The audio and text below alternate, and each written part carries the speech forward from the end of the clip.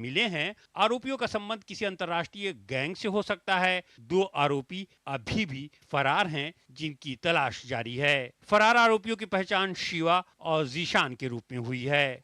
घटना के बाद मामले में लॉरेंस बिश्नोई गैंग का नाम सामने आया। फेसबुक पर एक पोस्ट में वारदात की जिम्मेदारी ली गई। पुलिस ने इसका संज्ञान लेते हुए जांच शुरू कर दी है। हालांकि पोस्ट की प्रामाणिकता या लिखने वाले के संबंध को लेकर कोई पुष्टि अभी नहीं हो पाई है। लॉरेंस बिश्नोई का नाम सामने आने के बाद दिल्ली पुलिस की स्पेशल सेल ने एक टीम मुंबई भेजी है।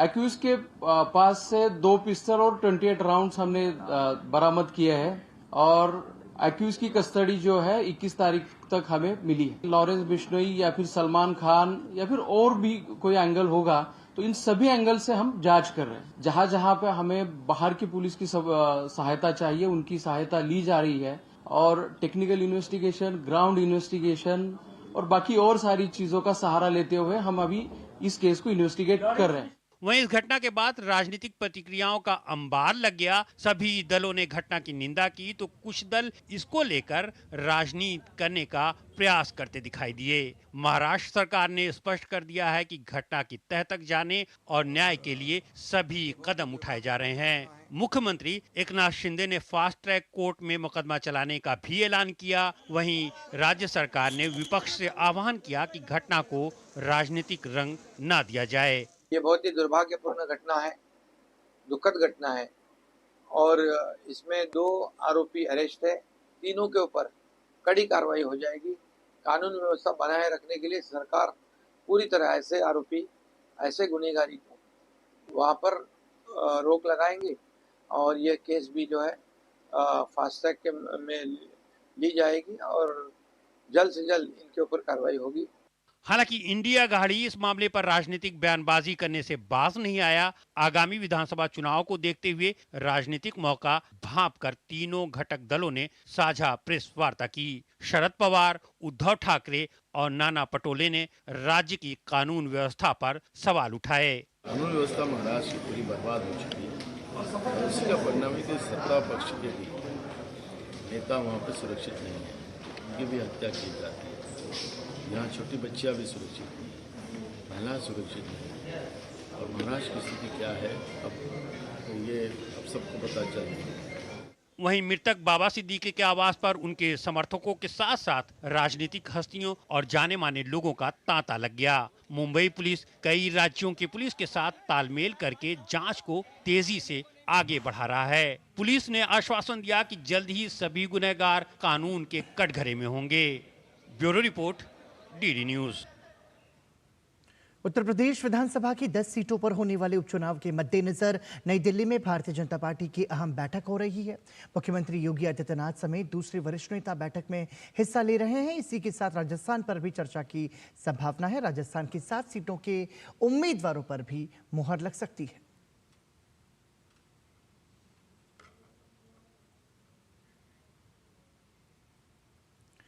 भाजपा ने जम्मू कश्मीर और हरियाणा के लिए केंद्रीय पर्यवेक्षकों की नियुक्ति कर दी है। हरियाणा विधानसभा चुनाव के लिए केंद्रीय गृह मंत्री अमित शाह और मध्य प्रदेश के मुख्यमंत्री मोहन यादव को पर्यवेक्षक बनाया गया है। हरियाणा में 17 अक्टूबर को लगातार तीसरी बार भाजपा सरकार का गठन होना है। वहीं जम्मू कश्मीर के लिए पार्टी के राष्ट्रीय महामंत्री तरुण चुग और केंद्रीय मंत्री प्रहलाद जोशी को पर्यवेक्षक नियुक्त किया गया है। इन दोनों विधानसभा चुनाव में भाजपा ने शानदार प्रदर्शन किया है। पार्टी ने जहां हरियाणा में जीत हासिल की और ऐतिहासिक जीत हासिल की क्योंकि हैट्रिक लगाई है भारतीय जनता पार्टी ने हरियाणा में, तो वहीं जम्मू कश्मीर में सर्वाधिक वोट शेयर हासिल किया है।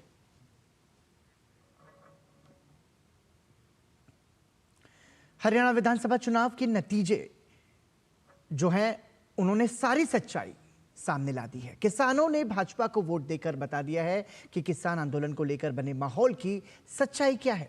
किसानों के बड़े नेता गुरनाम सिंह चढ़ूनी ने दावा किया है कि कांग्रेस के पक्ष में माहौल बनाने के लिए उन्होंने किसान आंदोलन की हवा जो है वो चलाई थी, लेकिन कांग्रेस उसका फायदा नहीं उठा पाई। इस खुलासे के बाद किसान आंदोलन के नाम पर कांग्रेस द्वारा राजनीतिक रोटियां सेकने की बात एक बार फिर से साबित हो गई है। हरियाणा चुनाव में करारी हार के बाद से कांग्रेस में घमासान मचा हुआ है। आपसी आरोप प्रत्यारोप के बीच भाजपा के खिलाफ तैयार किए गए माहौल की परतें भी खुलने लगी हैं। कांग्रेस के पक्ष में किसानों के लामबंद होने के झूठे दावे की कलई चुनाव में भारी हार के बाद तो खुल ही गई। साथ ही बड़े किसान नेता गुरनाम सिंह चढ़ूनी के खुलासे से पूरे किसान आंदोलन की हवा निकल गई है। हरियाणा में जो माहौल बनाया कांग्रेस के पक्ष में, वो हमने बनाया था, वो किसान वर्ग ने बनाया था। किसान चलो मेरे को नहीं दी थी, दूसरे 2 किसान लीडरों को दे देता, कम से कम लोगों के अंदर ये तो जाता कि हाँ अब किसानों का कौन है जी, बीजेपी। वैसे किसानों की तो हमने कांग्रेस नजदीक नहीं लगाती, फिर कहाँ जाएंगे ये। इसलिए हम आप खड़े हुए, रमेश दलाल खड़ा हुआ, हर्ष शिकारा खड़ा हुआ, मैं खड़ा हुआ, और भी कई लोग प्रयास में थे, लेकिन वो नहीं हो पाए।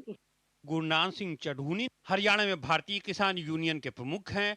2020-21 के किसान आंदोलन के प्रमुख नेताओं में से एक थे। 3 कृषि कानूनों के विरोध में दिल्ली को जाम करने के आंदोलन में शामिल थे।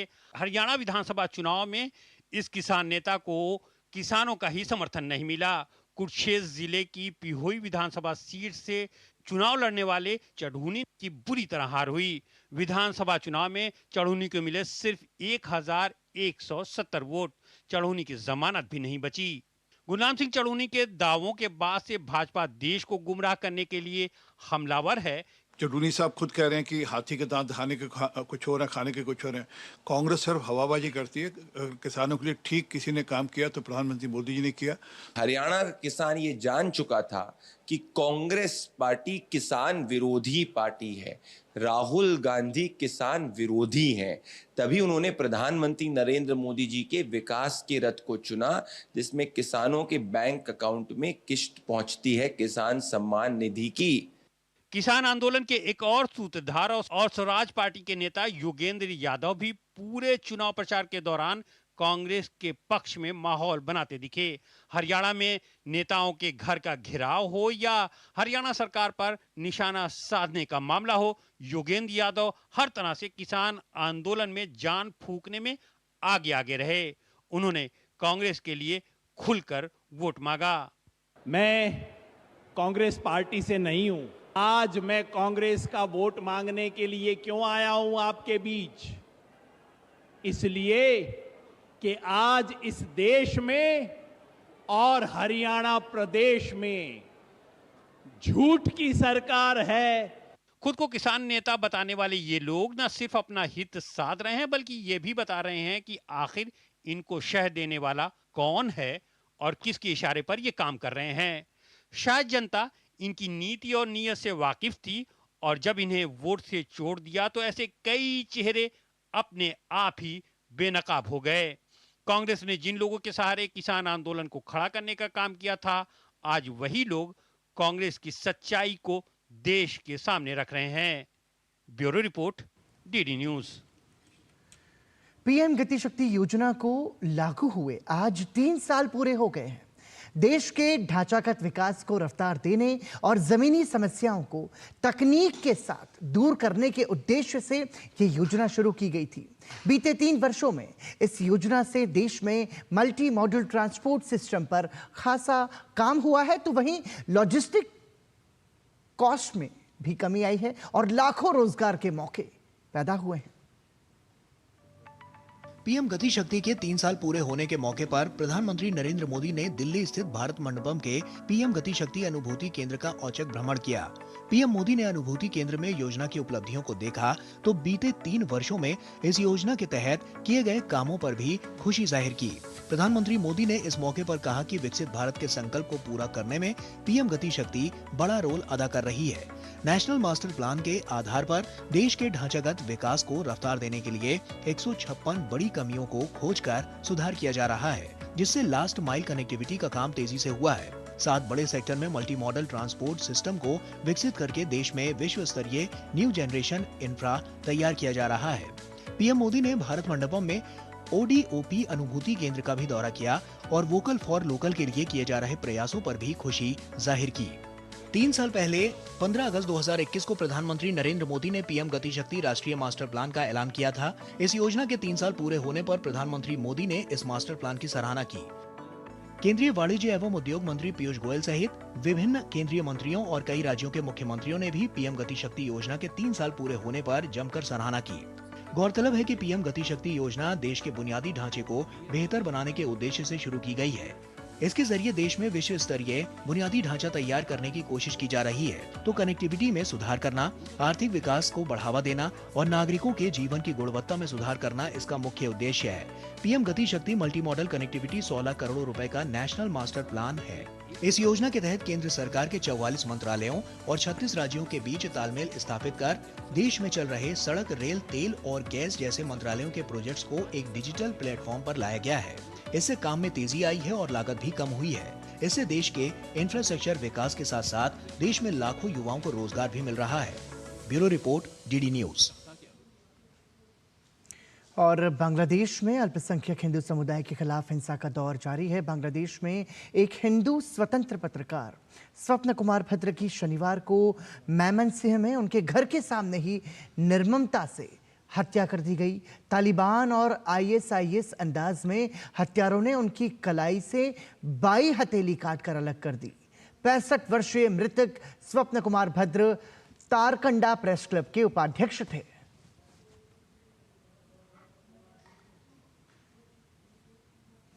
कांग्रेस अध्यक्ष मल्लिकार्जुन खड़गे के विवादित बयान पर भाजपा अध्यक्ष जेपी नड्डा ने पलटवार किया।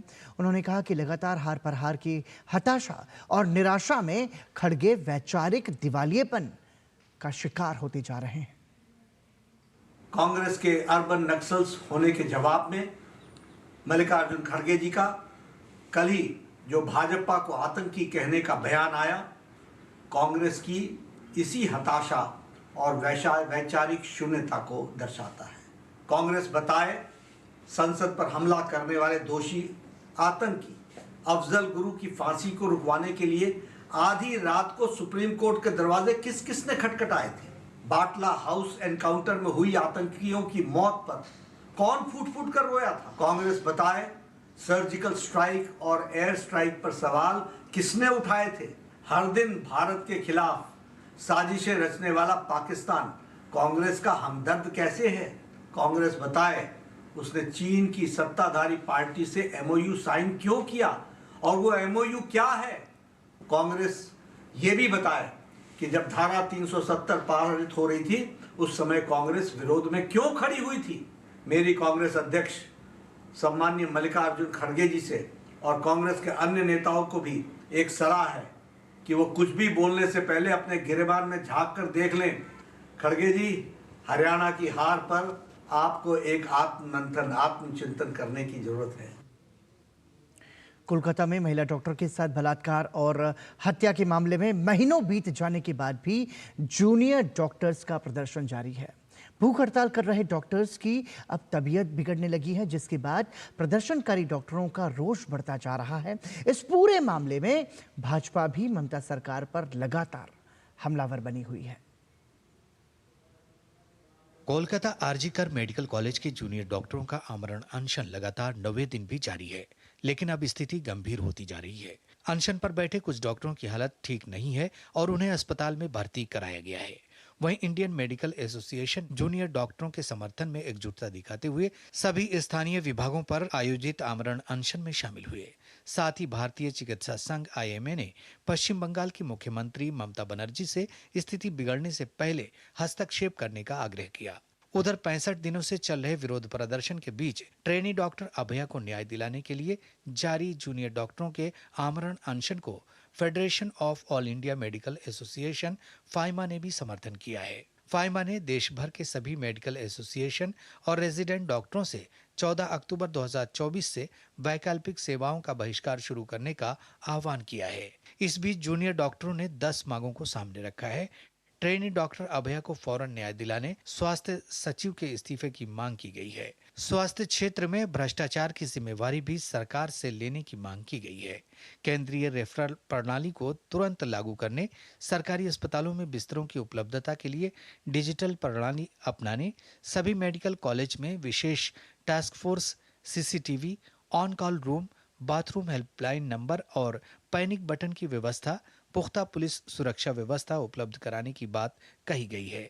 इसके साथ ही थ्रेट कल्चर के लिए जांच समिति का गठन, दोषियों के लिए सजा का प्रावधान और राज्य स्तर पर एक जांच समिति का गठन करने की मांग की गई है। वहीं पश्चिम बंगाल भाजपा के अध्यक्ष सुकांत मजूमदार ने भी डॉक्टरों के समर्थन में एक प्रेस रिलीज जारी की है और भाजपा कार्यकर्ताओं से विरोध प्रदर्शन में बढ़ चढ़कर हिस्सा लेने को कहा है। इधर आमरण अनशन कर रहे जूनियर डॉक्टर अनुस्तुप मुखर्जी की तबीयत बिगड़ने को लेकर दिल्ली एम्स आरडीए के उपाध्यक्ष डॉक्टर स्वर्णकर दत्त ने चिंता जाहिर की है। अपने सोशल मीडिया हैंडल एक्स पर उन्होंने लिखा कि अनुस्तुप मुखर्जी की बेहतरी के लिए दुआ करें। कोलकाता के आरजीकर अस्पताल में हुए रेप और मर्डर मामले में न्याय की मांग को लेकर जूनियर डॉक्टर आमरण अनशन पर बैठे हैं, लेकिन अब एक एक कर उनकी सेहत खराब हो रही है। गौरतलब है कि कोलकाता में जूनियर डॉक्टर 5 अक्टूबर से आमरण अनशन पर बैठे हैं। ब्यूरो इनपुट के साथ प्रसन्नजीत बख्शी की रिपोर्ट, डीडी न्यूज। 2022 में कर्नाटक के हुबली में हुए दंगों के मामले में कांग्रेस की राज्य सरकार ने वापस लेने का फैसला जो लिया है, जिसके बाद राज्य की राजनीति गर्मा गई है। भाजपा ने कांग्रेस के ऊपर फिर से तुष्टीकरण का आरोप लगाते हुए धर्म विशेष के लोगों को बचाने का आरोप लगाया है, तो कांग्रेस सरकार बचाव की मुद्रा में नजर आ रही है। 2022 के हुबली दंगों से जुड़े मामलों को वापस लेने के फैसले पर भाजपा कर्नाटक की सिद्धारमैया सरकार पर लगातार हमलावर है। मामले को तुष्टीकरण की प्रकाष्ठा बताते हुए रविवार को हुबली में मुख्यमंत्री सिद्धारमैया को ज्ञापन देने पहुंचे भाजपा कार्यकर्ताओं को हिरासत में ले लिया गया। पिछले दिनों कर्नाटक सरकार ने हुबली दंगों से जुड़े मामले को वापस ले लिया था। भाजपा ने इसके खिलाफ आंदोलन की चेतावनी दी थी और इसी सिलसिले में विधानसभा में नेता प्रतिपक्ष और दूसरे वरिष्ठ नेताओं के साथ पार्टी कार्यकर्ता सीएम को ज्ञापन सौंपने पहुंचे थे। केस वापस लेने पर भाजपा कांग्रेस पर मुस्लिमों को खुश करने का आरोप लगा रही है। There are so many Dalit organizational cases and farmer organizations as well Hindu karyakartas also. Why you are not withdrawn all that cases? Now you violated the constitution and doing all this means this is called appeasement politics. Case should not be withdrawn like this. This is also organized crime by a cabinet. उधर कर्नाटक के मुख्यमंत्री सिद्धारमैया का कहना है कि सरकार के पास कुछ मामले वापस लेने की शक्तियां हैं। गृह मंत्री के नेतृत्व में कैबिनेट की एक उप समिति ने अपने विवेक के अनुसार निर्णय लिया है और कैबिनेट ने इसे मंजूरी दे दी है। 4 अक्टूबर 2023 में कर्नाटक के उप मुख्यमंत्री डीके शिव कुमार ने एडीजी को पत्र लिखकर मामले को वापस लेने और आरोपों पर पुनर्विचार करने की सिफारिश की थी। अंधेर नगरी चौपट राजा, जिन लोगों ने बाकायदा पुलिस के थाने पर हमला किया था और पुलिस कर्मियों को बाकायदा इंजर भी किया था, चोट लगाई थी उनके और बहुत ज़्यादा मारपीट की थी, उनको तो आप छोड़ रहे हैं। जिन्होंने बाकायदा राइटिंग की, दंगे किए और जो लोग सिर्फ ज्ञापन देने जा रहे हैं भाजपा के कार्यकर्ता कि गलत किया आप लोगों ने, उनको आप हिरासत में ले रहे हैं। घटना 16 अप्रैल 2022 की है। मौका हनुमान जयंती का था। सोशल मीडिया पर एक आपत्तिजनक पोस्ट के बाद बड़ी संख्या में लोग सड़कों पर उतर आए। हालांकि पुलिस ने मामले में तुरंत कार्रवाई करते हुए आरोपी को गिरफ्तार कर लिया, लेकिन भीड़ संतुष्ट होने के बजाय हिंसक हो गई। हुबली के पुराने पुलिस स्टेशन पर हमला कर दिया। भीड़ ने पथराव किया, इसमें कई पुलिसकर्मी घायल हो गए। पुलिस वाहनों को नुकसान पहुंचा। भीड़ ने पास के हनुमान मंदिर और अस्पताल को भी निशाना बनाया था। इससे काफी नुकसान हुआ। पूरे घटनाक्रम में 43 मामले दर्ज किए गए। दंगा करने और भड़काने में AIMIM के नेता को भी आरोपी बनाया गया था, लेकिन दोषियों को सजा दिलाने के बजाय सरकार ने मामले को वापस लेकर इंसाफ दिलाने की व्यवस्था पर ही सवाल खड़े कर दिए हैं। अब भाजपा पूछ रही है कि आखिर इस कदम से सरकार समाज को क्या संदेश देना चाहती है। Bureau report, DD news. Congress अध्यक्ष मल्लिकार्जुन खड़गे और उनके परिवार ने कर्नाटक सरकार को 5 एकड़ जमीन लौटाने का फैसला किया है। ये 5 एकड़ जमीन खड़गे के बेटे राहुल एम खड़गे को Karnataka Industrial Areas Development Board की तरफ से बागालूर के Hitech Defence and Aerospace Park में हार्डवेयर सेक्टर में दी गई थी। जमीन लौटाने के फैसले को लेकर कर्नाटक के भाजपा प्रवक्ता प्रकाश सैश राघवाचार ने सवाल उठाए हैं। उन्होंने सोशल मीडिया प्लेटफॉर्म एक्स पर लिखा कि कांग्रेस अध्यक्ष मल्लिकार्जुन खड़गे के बेटे और कर्नाटक सरकार में मंत्री प्रियांक खड़गे अभियोजन के डर से बेंगलुरु में आवंटित जमीन वापस कर रहे हैं। उन्होंने लिखा कि आवंटित की गई भूमि लौटाना खुद के द्वारा की गई अनियमितता की स्वीकारोक्ति है। ऐसे में मल्लिकार्जुन खड़गे को कांग्रेस अध्यक्ष के पद पर रहने का नैतिक अधिकार नहीं है और उन्हें तुरंत अपने पद से इस्तीफा दे देना चाहिए। राष्ट्रीय बाल अधिकार संरक्षण आयोग यानी कि एनसीपीसीआर ने सभी राज्यों, केंद्र शासित प्रदेशों से मदरसों और मदरसा बोर्डों को दी जाने वाली सरकारी फंडिंग बंद करने और मदरसा बोर्डों को खत्म करने की सिफारिश की है। आयोग के प्रमुख प्रियंक कानूनगो ने इस संदर्भ में सभी मुख्य सचिवों और प्रशासकों को पत्र लिखा है। पत्र में आस्था के संरक्षक या अधिकारों के विरोधी बच्चों के संवैधानिक अधिकार बनाम मदरसे शीर्षक वाली आयोग की रिपोर्ट का उल्लेख किया गया है। एनसीपीसीआर ने यह भी सिफारिश की है कि सभी गैर मुस्लिम बच्चों को मदरसों से निकालकर शिक्षा का अधिकार अधिनियम के तहत मौलिक शिक्षा प्राप्त करने के लिए स्कूलों में प्रवेश दिया जाए। राज्यों और केंद्र शासित प्रदेशों से यह सिफारिश भी की गई है कि मदरसों में पढ़ने वाले मुस्लिम बच्चों को भी औपचारिक स्कूलों में दाखिला दिया जाए ताकि उन्हें आरटीई अधिनियम के अनुसार निर्धारित समय और पाठ्यक्रम के अनुसार शिक्षा मिल सके। सबसे गरीब तबका है मुसलमानों का 85%, उनके बच्चे ही मदरसों में पढ़ते हैं। अंसारी, धोबी, जुलाहा, हलाल खोर, जमादार, इनके बच्चे पढ़ते हैं। अगर अखिलेश यादव और पवन खेड़ा को मदरसों से इतनी मोहब्बत है, औरंगजेब और बाबर के सिलेबस से इतनी मोहब्बत है, तो अपने बच्चों को पढ़ाए मदरसे में। अपने बच्चों को तो अंग्रेजी स्कूल में पढ़ाएंगे।